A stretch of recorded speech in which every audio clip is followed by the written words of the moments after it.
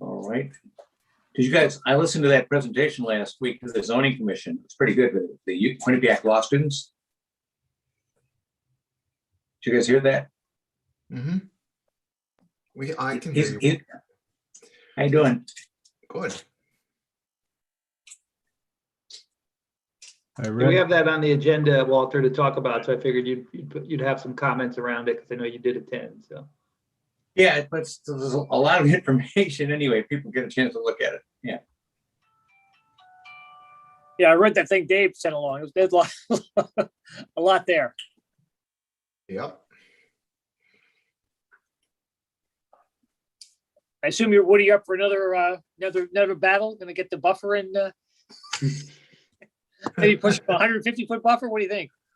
I think you go for the 500 right from the get-go. And I think Walter's going to carry the torch on that one. Walter. Oh yeah, that's right. Yeah. 600 meters. Yeah. Yeah. Well, we'll talk about how you carry a torch on something like that.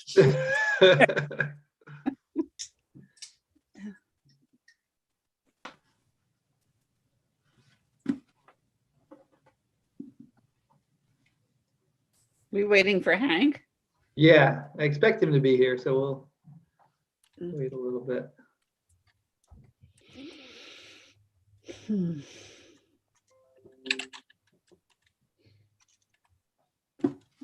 Well, Dave emails made some interesting comments. About you're talking about the floodplain ordinance?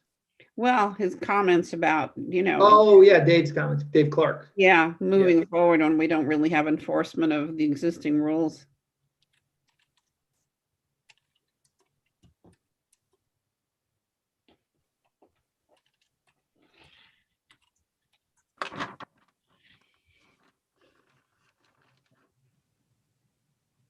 So say we give Hank another minute or two, and I think, Graham, you're in charge if Hank's not here, is that right? You're right. Okay. Is that how it works? Is that the Protocol. I think Graham is the vice chair. I think that's right. I think, okay, that's good. That's good. And if Graham's not here, it goes to Speaker of the House. Okay, who is that? That's right. Not the Attorney General though.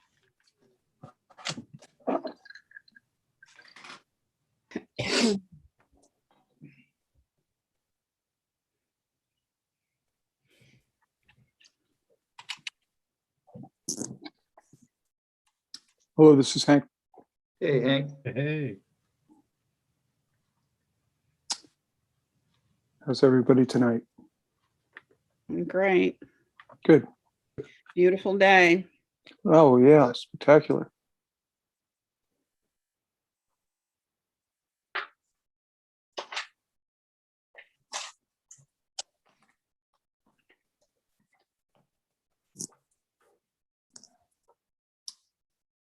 All right.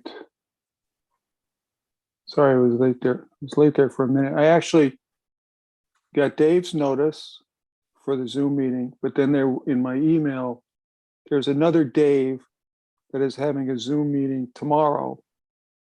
And so I pushed the button thinking it was his. So I was waiting there, no, 24 hours too soon. Well, at least you weren't going for a plane. You figured it out, right? Eventually, after it kept, I was getting the donut just spinning and spinning. I thought, what's the matter with me? And then instead of the two Daves, I said, oh, let me check the last name. Oh, okay, wrong Dave. Anyway, if we're ready to go, Yep. I think we're ready to go. It's that time, and we've got a lot of people on. So I'd like to call the meeting to order. Just in time, the dog walked in just as I called it to order. She was almost late. I'd like to call the May 12th, 2021 Coastal Resiliency Commission meeting to order, please.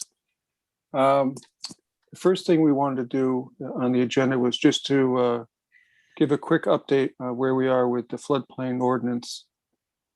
At least in the last couple of weeks, there hasn't been a lot of update, only because we've submitted a revised plan to the Board of Selectmen, and they are, I'm sure, talking about it and looking at it and figuring out what they want to do. I don't think we've heard back from them with questions, Well, David.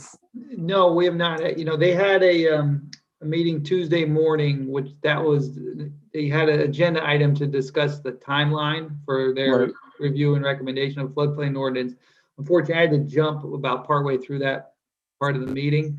But my understanding is that, their intention is to, work with Ira Bloom, our town attorney, in evaluating our proposed ordinance and any other thoughts they have, and formulating their own recommendation prior to holding another public hearing. Mhm. I think there's some aspiration to get it done this summer, but not a firm timeline or commitment to do that. Okay, so Al, you can add to that if you could. I think you've got it just right, Dave.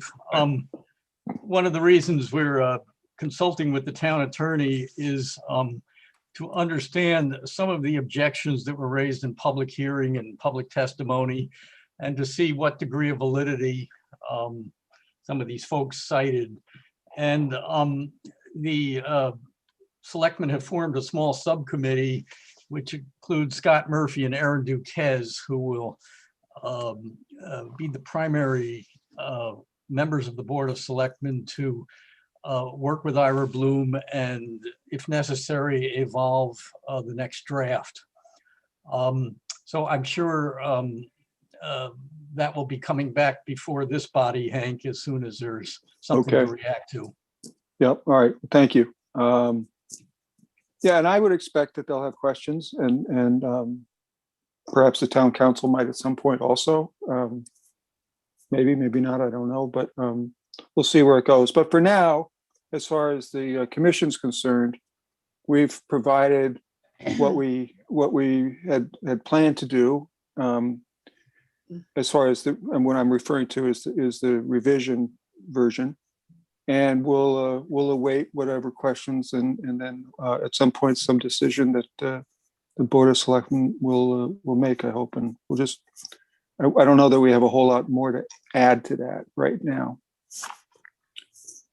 So is there, I'm sorry, go ahead. The only thing I'd like to add, Al, I noted during the meeting that the town attorney was that it was thought that he would be forwarding his comments sometime this week. And I wonder if we might get a copy of that when it's made available. As far as I'm concerned, Woody, the answer is yes. I don't think there's any reason that this process shouldn't continue to be as open as possible. I have no idea when that's coming or just what's going to be in there, but as far as I'm concerned, that's part of the public discussion here. So I think I'm saying yes, Woody. Yes. Okay, great. Any other questions on the FPL? Okay. So item 1 down. The next thing on the next item on the I almost said a menu agenda is I don't know. Dave sent out a a write-up that was from the Quinnipiac Quinnipiac College study, which the Planning and Zoning Commission. Yes, Hank, Walter. well, just on while you're still on the floodplain ordinance, I know. Oh yeah, sorry. No, it's all right. Dave Clark had sent something around today, Right. and wasn't going to be at the meeting. I don't know whether you want to reference that at all. I hadn't thought much about that. How the existing floodplain ordinance is enforced, what's going on. Is that something we could discuss later after you get through the other item agenda? But just, I didn't know you want to talk about that at all. No, if there's more on the floodplain, let's stay on that message for now before we get too far away from it. Yeah. So I'm just going to remind people, I'm happy to go into that discussion, but just this meeting is being recorded. So if we're going to talk about specific properties, I think you have to be sensitive to the folks about that. Yeah, no, I don't want to talk about specific properties, but I thought Dave had his, correct me where you think I'm missing something. But I thought his tone was good in the sense that he was saying, you know, I know there's, and I think his tone was, let's take our time. Let's not get too far down the road or assume that we know what the answer is. I think that was probably the thing I walked away with when I read it, was thinking, okay, he's saying, be smart. Things are going on in front of our faces as we're doing these things, but we also need to, recognize the changes that we're talking about and the assessments we're making about various areas, not necessarily specific houses. Because none of this is based on a single or one or two homes. It's based on a larger town zone issues. So no, I don't want to get involved in any particular location. But Hank, the thing that was interesting to me was him saying that the existing ordinance is not being enforced, or that was the impression that I got from what he was saying. And if the existing requirements are not being enforced, that's a problem. Yeah, and I think that's a good point. I think that's something that we've already identified as an issue that as far as active floodplain administration and also to the effect of floodplain, where do you go if you have an issue that you can't resolve with the town, and do you have an appeal process? And that's really been with the floodplain administration, that really has been dormant, and we've pointed that out. And Right. I'm hoping that part of the update to the FPO that we've submitted includes a more active and specified process and the steps to be taken relative to particular homeowners and locations. But no, I think you're right, and I think Dave was correct in saying it's relatively it's not as active as it should be. It's one way that I would say it. But, You but talk about also- enforcement, Hank? Or I'm not Yeah. sure. Well, enforcement, yes. but Dave also very quickly indicated that he didn't know the details on any of these things. This was just his kind of windshield observation. And Absolutely. he said, we really need to make sure that we're, being vigilant, but he didn't indicate that there was any specific evidence that there was, anything that wasn't going on But Right. if with the regulations. there's no mechanism for it, is there a mechanism for enforcement?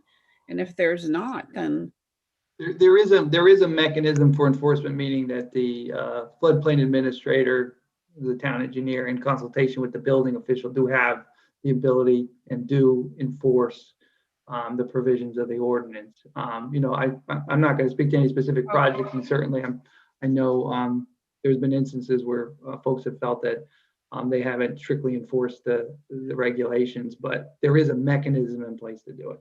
okay. I'd like to point out that it's not as easy as it sounds, because different contractors charge different prices. There are different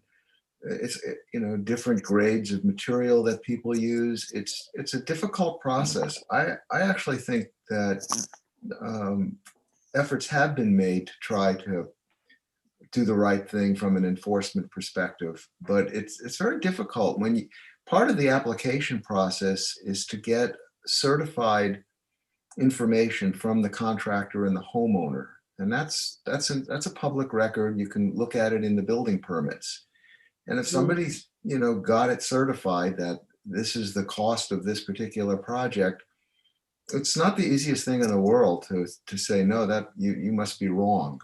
That doesn't mean that I don't think that sometimes people perhaps lowball the cost of things, for many reasons, sometimes just to lower the cost of a building permit. People have seen that, and I know that Vinny has caught that. Mm-hmm. So I think it's difficult, and I'm glad that Dave said that he didn't have specifics, because I think it's a difficult thing to do. I don't think our role is enforcement though, or even supervising enforcement. Is it, Dave? No, I don't believe so. I think, Yeah, let me add to that, and I've got John to Dave Clark's memo. Yeah, we would, anything that would have to do with how the actual ordinance is being administered, that might be really something for the selectmen to consider and to look at. And Right. as you described, we don't have any specifics. It might be quite fine. But that'd be up to them to say, gee, are we even properly enforcing the 1 year rule? Are we looking at the permits and checking that? I mean, and I'm not saying this commission should offer any advice on that point, but just saying that that's something for town managers, selectmen take a look at and see how's it being administered. I think the one thing that I'm pretty certain of is that Vinny is looking at the 1 year look back. Yeah, I see it in things that, in building Yeah. permits that are And I taken mean, out. but I really think it's not, as you pointed out, Woody, it's not for us to do that. It's up for the town management issue, I think. Yep, I agree. And we would bring that forward as a citizen, if we thought differently, but I actually think that's one aspect that's being properly administered. Good. and then I guess I will talk in generalities just because it seems like a lot of folks read Dave's memo. And again, I don't feel comfortable talking about people's specific properties when they're not No. present. So that's why I'm going to talk in generalities. So the one house, I looked up the value of the structure. So the appraised value of the structure actually exceeds $1 million, which may be a little bit unusual. So, the work that's being done, there's over $500,000 that can be utilized without running afoul of the floodplain regulations. So, I'm not sure the value of the work that's being done on that particular property, but the amount that they have to play with is very high. Yeah, absolutely. And so that's just a point about his first comment. And then the other one, the house that's being constructed, he made a comment about if that's the benchmark, if 2 feet above that might be off-putting. So that particular property is being constructed to at least 1 foot above the BFE. So our ordinance would only be 1 additional foot higher. And the house is also being constructed to the max height. So for a new building, it cannot get any taller than what that building is. For existing structures, we do give some relief to the height for existing structures if you're raising them to the FEMA elevations, but for new structures, that would represent the max. So. I'm glad you brought that up, Dave. I didn't know we were going to bring those things up, but I'm glad you brought it up. I totally agree. If Okay, any any- questions about that, I'm happy to answer them, but I think that I just wanted to point that out. It was very helpful. Yeah, thank you. Anything else on the floodplain? Okay.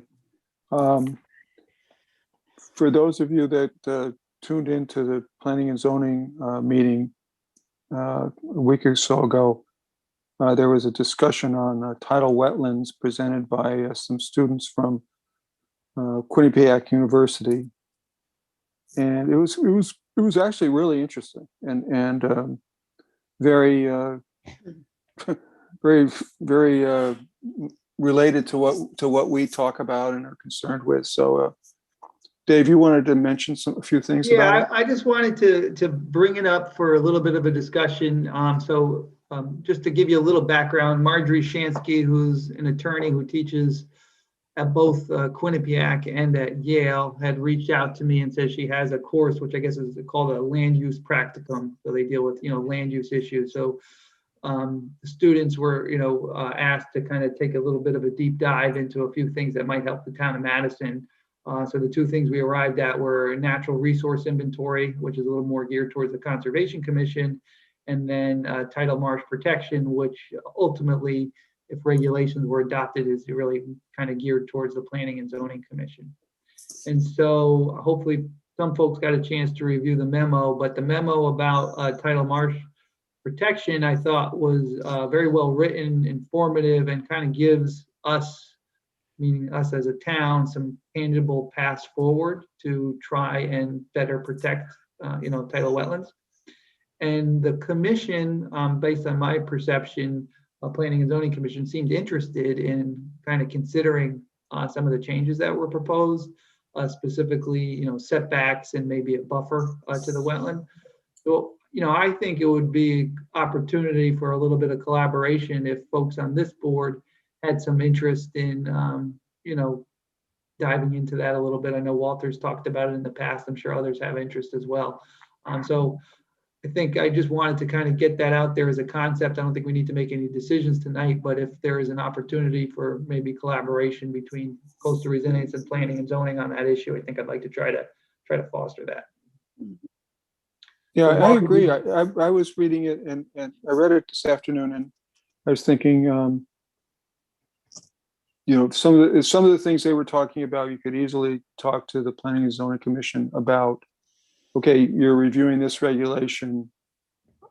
Here's what the Coastal Resiliency Commission's perspective on that is, and how we might be able to suggest or influence some regulation that would further enhance resiliency over time with the regulations that are carved out. So I thought that was really something.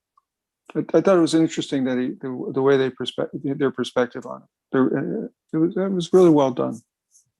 Yeah, I sat in with that, listened to that as well, Hank. And one of the things, we've talked a little bit about this, as Dave Anderson just mentioned before we were looking, in addition to floodplain. I know both, Graham and Rob from real experience know that trying to regulate even a buffer can be a battle. A lot can be significant opposition in the town as well. It depends on the landowners and how they're affected. For some landowners, it wouldn't be a huge effect. For others, it would be, and that's part of it, I think. And what I was been thinking about, I was that, this is a time when, if we decide to get a little bit more involved in this, that we've sort of had to been sort of dormant on communications over the last year and a half because of COVID, but we would really look to see whether the Coastal Resiliency Commission could then start to go out and do more communications in the community, but specifically about, sea level rise. And then this phrase is a new one. It's not scoop, that's from the commercial. It's SLAM, SLAMM, sea level rise affecting marsh migration. So we go out and use the communications group. Well, the communication group would come up with a plan for how to communicate. It would be for all of us on this commission to do some of this communication and go out and start to build some interest in this, not necessarily pros, and just build some interest in this before we went back to the zoning commission and said, let's push this. Let's do what we thought about 2 years ago. We would build some interest, not just about people running around scared about sea level rise, but actually here's some solutions. For some property owners, it's just talking about certain plantings that you would put on the edge of your property that are near the tidal marsh boundary. It might not even be a requirement. It might be an encouragement.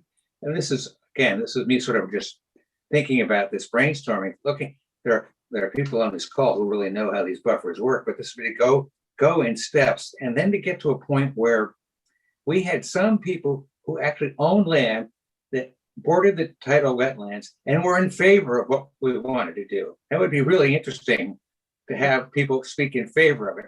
There haven't been a lot of people coming forward who own land that are thrilled with the floodplain ordinance right now, but to take some time before we ask the commission, and the zoning commission would really want this before they really get going, see whether they get some support in the town for this idea, or for some variation of this idea. We got the technical people who tell me, oh, you can only do this and this, but I was thinking that just starting to communicate with, in the fall, we can do some public communication. It might be with land associations, it might be other places in the town when we talk about communications, and go talk about sea level rise in general, but specifically about migration retreat.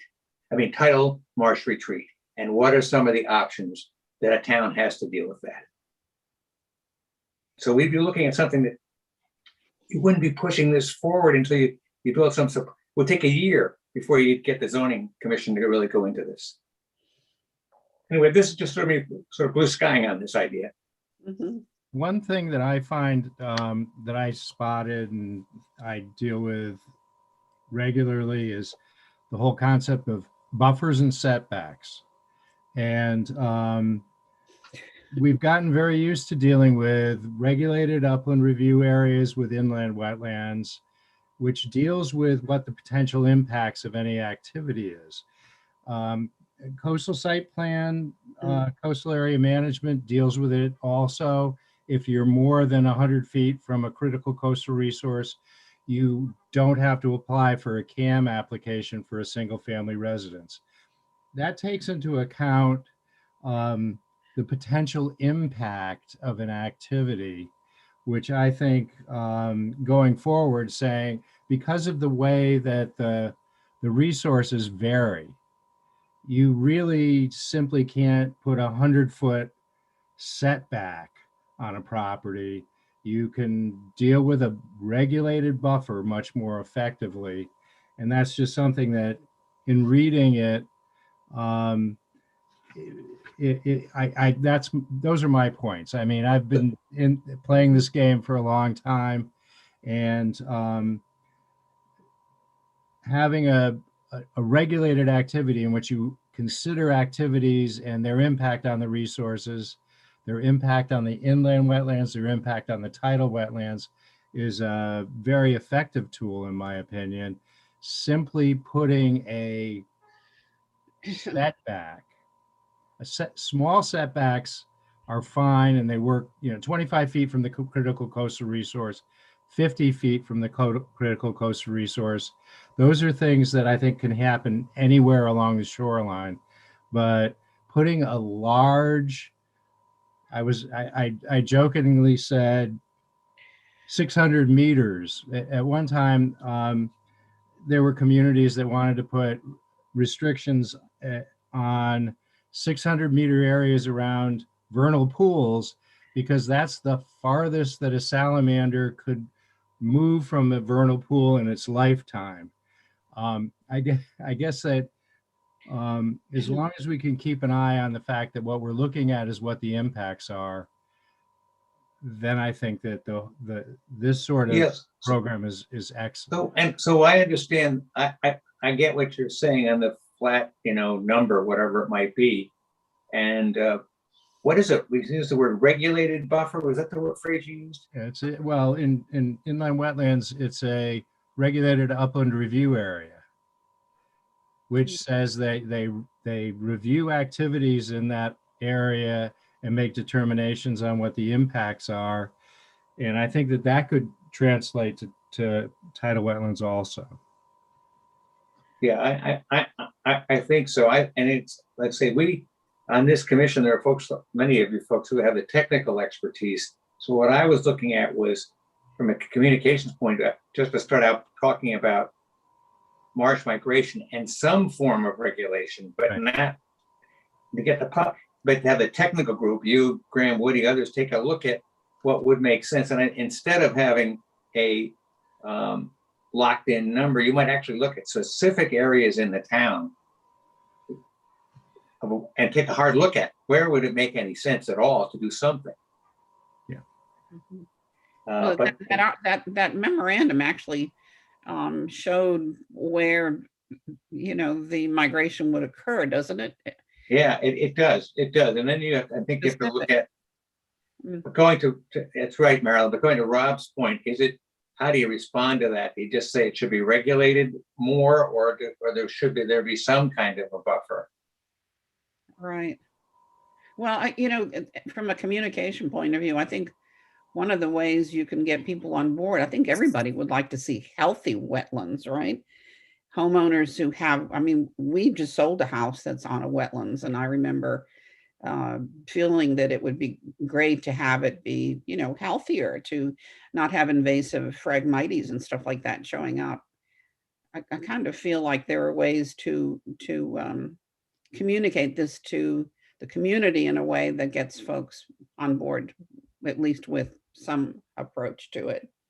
I understand what Rob's saying, because frankly, at that house we just sold, my husband wanted to build a swimming pool at one point, and there was an issue of whether we would be enough of the 50 feet away from the wetlands. So yeah, there's going to be some people pushing back. Yeah, so again, I'll let it go back to others, but I'm thinking of is the communications group would come up with just an idea of a plan about how to communicate more to the public generally about marsh migration and the effects of sea level rise, and that our technical group could continue to look at this paper and other things. What would be the best way to provide some additional regulation in the town that we get through? And I take Rob's point. This commission will not make its case going forward on the needs of the salamander. But I'm putting that stake right in the ground right now. That's not the way we're going to get things done around the needs of the salamander, which may be important to some people. But so I think it's just thinking about the communication group starting to think about how we roll out just the idea about marsh migration retreat in some form of regulation, and our regulatory group, Hank, starting to think about what could we grab from this paper that would be a small step or a medium step we could take to suggest to the commission. And the great thing is this wouldn't be an ordinance by the board of selectmen. It's still, everything's political, but it would be going to the Planning and Zoning Commission. Yeah, and I don't think we'd be able to do too much more than just make some recommendations, Yeah, or I mean, ask them to consider this particular focus area, or Yeah. but even that would help educate and make us all aware, both other areas within the town and ourselves, of here are the places that we have levers to push that might be able to help us, and places that where we're not going to yield as much. So that whole process of studying it and thinking through and how we move this forward. Other comments on this subject? Just by way of comparison, East Lyme just increased their buffer inland upland review area from 100 to 300, and they're in litigation currently. I don't know where it's going, but they went from 100 to 300. Yeah, and that's a good point, though, Graham. That's really helpful to know what's out there. And litigation is in the world we're in today. If you're the regulator and you issue a new regulation, the next thing you know, you're in court. So it's trying to find a path that's got some public support and you don't end up in court all the time on it. Yeah, I think it has to be justified, as Rob was saying. You got to have some basis as opposed to an arbitrary buffer. Yeah, I think we're looking in the paper was looking at even places where you would tell the landowner you're not actually taking anything away. You're encouraging to put some vegetation in on the edge of the tidal wetland, which doesn't really. And how you do that, I don't know, but that's the kind of thing that I think I'm looking for, what they call use the euphemism, the low hanging fruit, something that you can do. Exactly. So we should be, we will continue to look for opportunities. I think if you haven't read the material from the planning and zoning meeting that Quinnipiac students provided, that you should, and think about the application and the ramifications of what they're talking about and how we can do things maybe in the short term, but more importantly, think in terms of long term. What are the planning things we ought to be considering relative to, in this case, the flood tidal marsh expansion, and what the ramifications of that, and what areas that what was helpful was the mapping that the SLAM provided, where you see specific areas that you can recognize and say, okay, I know where that is. I know what it looks like today. Here's what the model is telling us it's going to look like 10 years from now or 20 years. And so based on that, what is our thinking relative to that progression?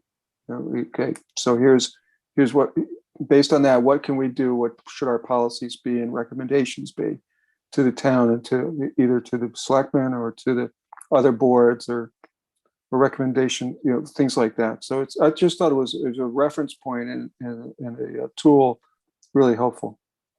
And just, I mean, yeah, I'm sorry to interrupt. No, go ahead, please. Just as a question, is there going to be any official recognition of this excellent work that these students did? I was really impressed by the whole thing. These are college students, and I'm hoping that the town will give some sort of official acknowledgement of how much we appreciate the work that they've done. Well, at the end of the session with the Planning and Zoning Commission, Ron Clark told Professor Shansky to give them all A+. So they get to, they can start with that maybe. Marjorie will never do that, but I wrote a letter, a note to Marjorie, hopefully to share with her law students, and they are law students. I've been teaching at UConn Law for a long time. So what I said to her was, with a combination of both the written work and the presentation, I have law students who usually can do one well on one or the other, but not both. And they did well both in their writing and in their presentation. So I hope Yeah, she it was really well done. I just hope I've that seen maybe the Resiliency Committee can add our 2 cents worth into kudos for the great job that they did. Rob, I think that's a good thought. I guess the other thing I'd say, in my mind, the biggest compliment we can pay them is to actually take some action and enact one of these recommendations. Because truthfully, that will show that their work has had an impact. It's not, it wasn't just a academic exercise. And so, I think the commission had some interest. It sounds like you guys have some interest. So I think that would be useful. And Attorney Ashansky and I did talk after the meeting, and I think this opportunity to work with her and some of the law students at both Quinnipiac and Yale will come up again, and probably routinely for us, because we're establishing a relationship. I think we do want to take advantage of that. So I think twofold. One is, any expressions of thanks. I'm happy to maybe work with Hank and draft him something. Yeah, up. we'll do something appropriate. I just thought, and maybe let them know that we're working on some of the recommendations that they brought to us. Going to follow up. Yeah. And Dave, I agree with you. And I thought when I was looking at it and reading over it again today, I didn't think of it as so much as a sort of a white paper that you put in the drawer, but really it's more actionable things that you could actually think about, okay, how would this fit, and things you could really do, ideas that they had that we could actually apply. So I thought it was really helpful in that sense. Yeah. And we could congratulate Attorney Shansky, but she knows that we think a lot of her, and she's a force in the direction that this students took because of her views and interest in encouraging tidal marsh protection. Absolutely. So any other comments on this? Okay. One thing I failed to do at the very beginning of the meeting was to approve the minutes from the last meeting. So if we could make a motion to approve the meeting minutes from a prior meeting, that would from the April meeting, that would help. I'll make that Anyone? motion. Yeah. Thank you. Second. Motion. Thank you. All those in favor? Aye. Aye. Aye. Aye. Thank you very much. I'm assuming no one's against, or else you would have said something. Okay, thanks very much. Then the only other item on the agenda, I think, is just other business or questions, answers, general discussion. Just kind of crossing over between multiple groups. At one point, we talked about putting up like some kind of elevation signs, or not the evacuation routes, but I know in light of all this floodplain ordinance, we've certainly got a lot of people aware of the flood elevations. And I thought if we were to, put up some signs that actually show where the 100-year flood elevations are at a couple of key strategic points, it would make, bring it a little more closer to home. Because I know when I'm walking up and down Middle Beach, I'm thinking, what's that elevation? What's that elevation? So I think that would be something we talked about. I think it'd be a good idea to do it in light of what's going on with the FPO. Um, Visual reference is good. Yeah, no, I think that would, Do you want the BFE or do you want just the elevation that you're standing on? Just the elevator, a sign showing where the 100-year flood elevation is, just the, well, Graham, would it show where the sea rock? That is the BFE though. yeah, we'd show that. I mean, and then whether we show like, we could talk about what we put, like the elevation, the increase, or, I'm trying to say we get too controversial. The ones in Old Saybrook and Westbrook have evacuation route, they have the actual elevations and a gauge, going up. So we could put the 100-year and, we could just put the elevation and indicate that. And I don't know if you want to go to the 20 by 20, 2050 kind of thing. We can talk about that. The key is to get the sign. Yeah, you're right. I think, Graham, what you're saying is that also if there are examples of other towns that have used signs, it would be good for us to see an example of what you're thinking about, okay? Because I don't think, in spite of the fact that the 100-year, the number is important. If you show this is where the floodwaters are, the 100-year one doesn't work so well with people as a sort of straight public relations argument. Because they go, well, I won't be here then. We need to think about how you present that. And maybe there are other towns. If you have some examples of signs you've seen. Yeah, I'll send. Maybe something, if you can read this sign, you'll be underwater in another 20 years, something like that. Walter, it's not what the elevation will be in 100 years. It's the current base flood elevation we're talking about. Yeah. Right. Right. So even if you just put the elevation, the numbers, 9, 10, 11. So people know, then they know what their flood elevation is. And if the ground is 7 and they realize, okay, there's going to be 4 feet or 5 feet of water in this spot, it makes, brings it home a little more real to people than this abstract, 100-year thing. If you say the sign, the ground is elevation 7, If you can get some signs to show us or pictures. Yeah. I'll show you the ones they have. I mean, the one ostensibly evacuation routes. We don't need an evacuation. I don't think we have an official evacuation route in that. So never put them up, or maybe we tried. The zoning people didn't like the look of the signs. I don't know. I was thinking we put them like West Wharf, East Wharf, and maybe at that parking lot. Where the stairs. Graham, I think that's an interesting idea, and one that's certainly going to cause us a little bit of, it'll generate awareness. But I guess what I want to say is I think we should have some additional messaging prepared because that's going to initiate a conversation. I think we want to say more than just this is what the elevation is. This is what it is. I also think we should be very careful, and I suggest maybe not using the term 100-year flood, but instead using the 1% chance of a flood at this height or elevation, because it's really not a 100-year flood issue. It's a 1%. I mean, otherwise, having had Sandy and Irene within 1 year, we're good for 200 years, and that's not the case at all. So we should use the 1%, I think. Don't you agree, Graham? Yeah, no, I agree. We got to be careful. Yeah, I don't even think we even want to put that 100-year thing. You're right. I mean, that's why maybe we do the elevations and we put like an outreach thing where people understand. Yeah. Give Woody's email address if they have any questions. Certainly, why not? No, that's. They can leave the signs at Woody's front yard if they don't like. No, we're not putting the signs on. QR code. Yeah. We're not putting the signs on people's houses to show where it would be. That would probably not be so good. I think it'd be in the park. Yeah, it'd be in the beaches.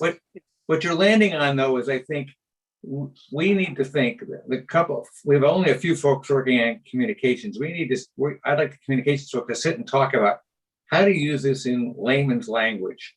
What would we use? And then bring it back to this group to say, okay, you can't use that because it's not right.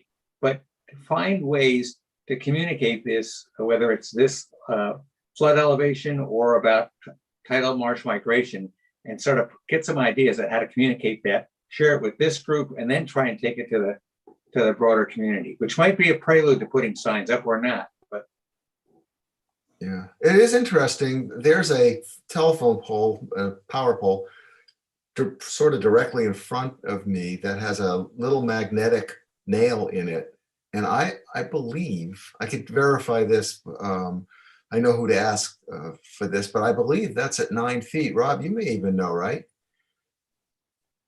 No, that's yeah, I don't know. It's a survey mag nail and it's got a elevation. Somebody did it for an elevation certificate probably, Yep. but I don't know. We always used it when we were setting heights, and I think it's 9 feet, but if it is, then that really gives you a very graphic picture because, Yeah. currently we're at 13. So that's, 4 feet over that, if that's what it is. And that's not that high. That's, this high. Hmm. So it's kind of interesting. I have another question. Sure. I've been just sort of asked questions about the commission because people have come to find that I've been involved in it, and they want to know what's going on with this area, what's happening here, how about Middle Beach Road? And I was just curious as to where the proposal from the, who I will always call Mylona McBroom, stands. We talked about it for a while, but I guess, Yeah, respond to Dave, if that you first. give us an and then I think update on it's- that, thanks. Yeah, it's up for discussion still. So last meeting I had talked to Dave Murphy from Malone and McBroom, and he had indicated that he's pretty buried in projects and it would be preferable for him to kind of push it out by a few more months. And I explained that, we were kind of bogged down at the time in the floodplain ordinance, so that would be good with us as well. I think it's worth us, and maybe it's right now, having a bit of a dialogue because it's interesting. We had talked about doing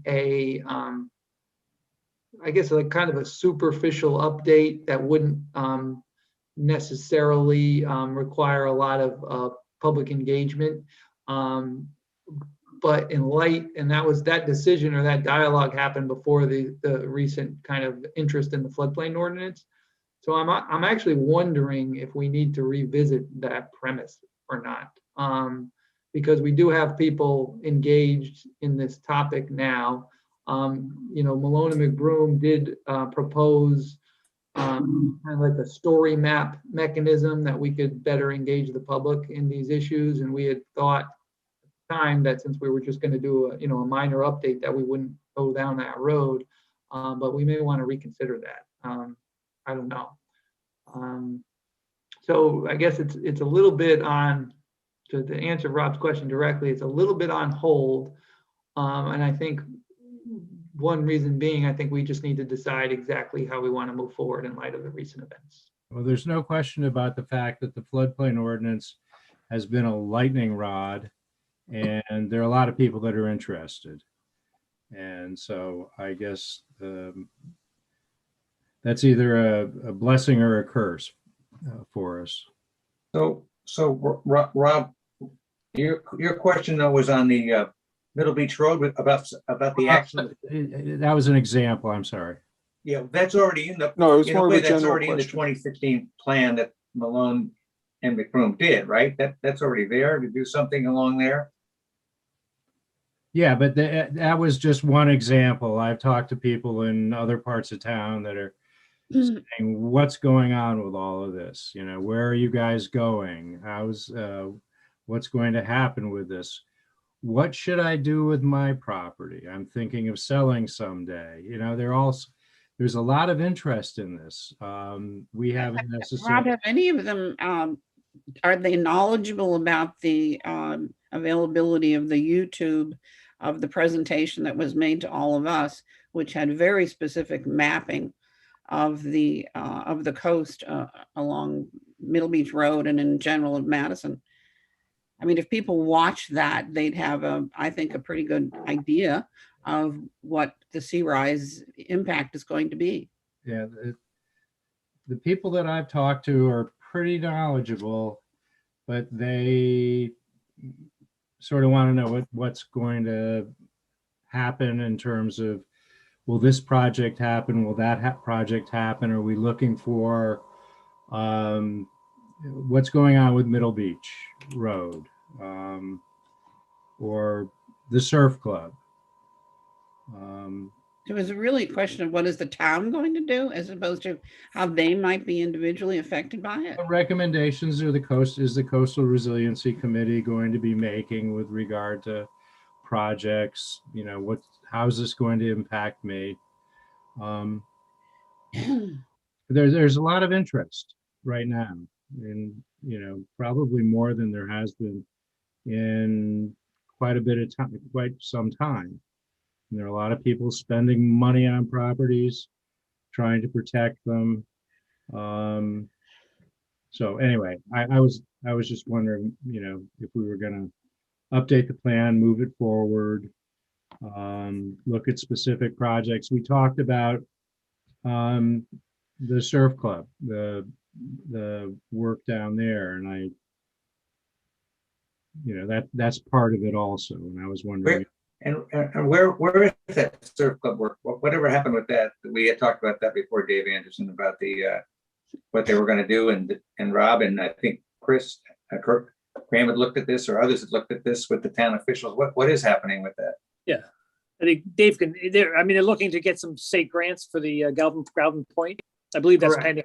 Yeah. Yep, and that's still in the works with the legislature. I mean, okay, that's good. I mean, Rob's right. You know, people who are looking at all this, smart folks, look at all the other things that are in the Malone and McCroom 2016 report and said, why don't you work on these other things other than floodplain ordinance? Right. You know, there are a lot of things in there that are roads and bridges and those kinds of things. That's fair comment. Well, yeah, I personally would like to, you know, I think the commission should be focusing back on this base update to the plan that Malone and McBroom had, and have that, you know, go through it with them, and you know, if we have a discussion, if we need to have further discussion, which it sounds like we do, relative to the scale and scope of the update, then we should have that, so we know what we're starting and what we want the end game to look like. If we have varying answers to that question, then that's, you know, we won't accomplish what we want to do as a group.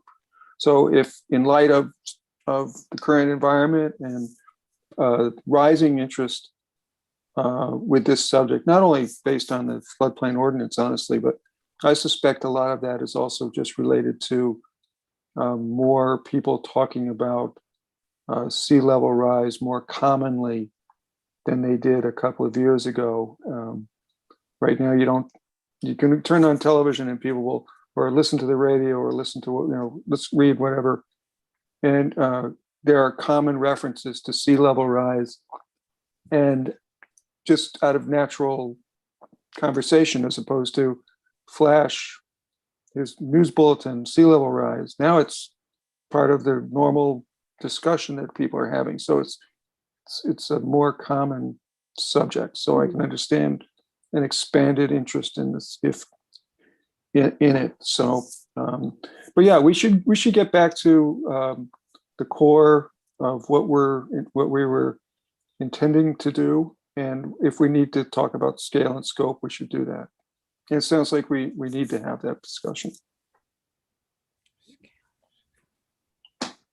So I guess maybe, Hank, we could probably have a fairly brief discussion about it. I think my threshold question is, do we want to simply do the kind of basic update that we talked about originally, which really didn't have a lot of public engagement associated with it? It was kind of us working with the consultant to freshen up the current plan, or do we want to include a more meaningful public engagement component at this time? That's really the question.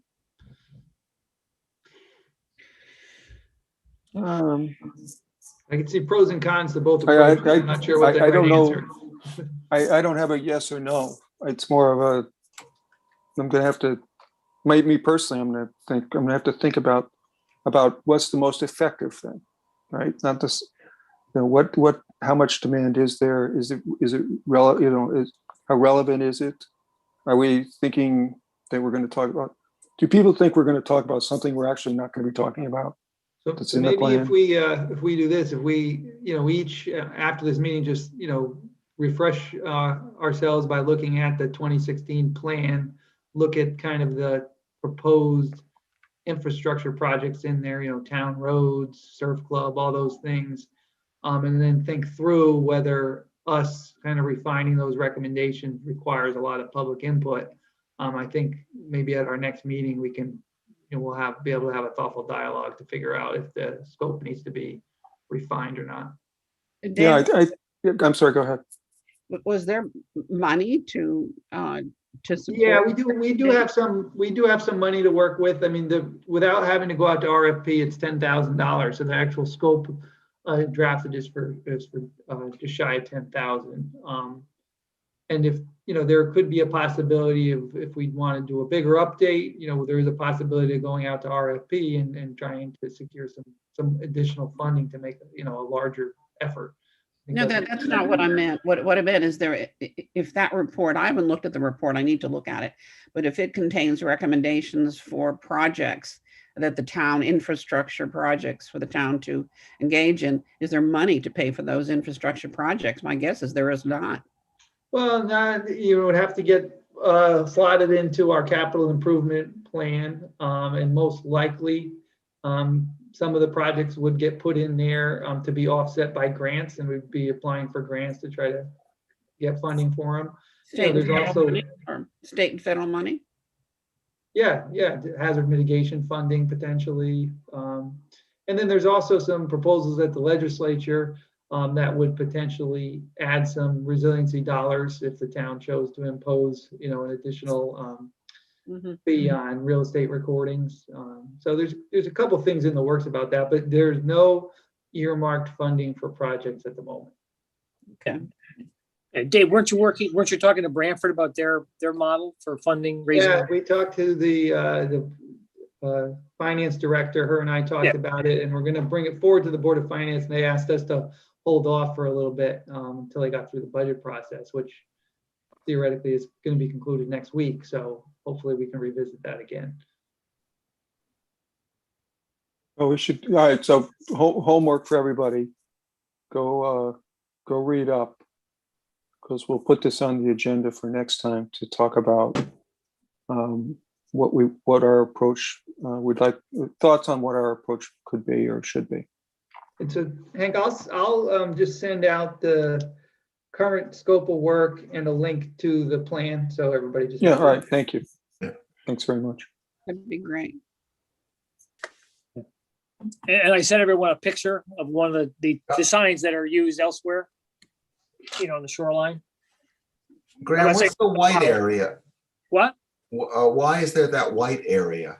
Or is that just a reflection or something? I think just a little white area. Yeah, I think it's just the light hitting it.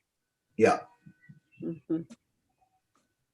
So is that BFE or is that, what exactly does that represent? That's just elevation. So, 10, 11, 12. Above mean high tide or above what? Mean sea level. Yeah, NGVD 88. Yeah, so it's a vertical datum. So it's the same datum that's used in the flood maps. Let's put it that way. Okay. So and rather than try to they label it so if the things change over time. I'm not saying this is the way to do it, but if you know where your flood elevation is, and you know your potential wave height, you can kind of do the math. Yeah.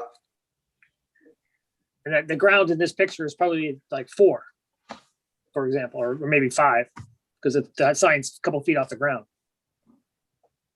I remember when those guys came and did that presentation, that the guy who was leading the presentation, I'll never forget him saying that the problem was not so much the sea rise, but the nor'easters. And that when you combine the nor'easters with the sea rise, you had a much higher inundation of water.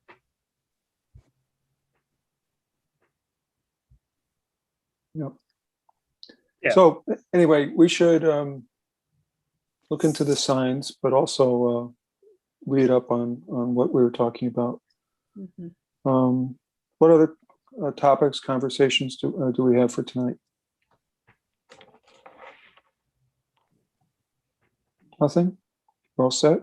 Yeah, I was just said to mention communications. I thought, it's a couple of our communications committee members moved off, but Marilyn and I and Greg are still on it. And I asked Shannon Lewis if she wanted to join us to start talking about how to communicate about some of these things. good. Just planning together to come back to the full commission to say, well, here's what we could be doing in September to reach out either to neighborhoods or this is the stuff we talked about right at the beginning of this commission a year and a half ago. Yep. And got put on hold because of COVID, but that's sort of re-energized this. And we may need some of the help from other members of the commission to join in the communications group. Great. I guess the question, when is the town going to be open, town hall going to be open? When could in theory have actual public meetings again?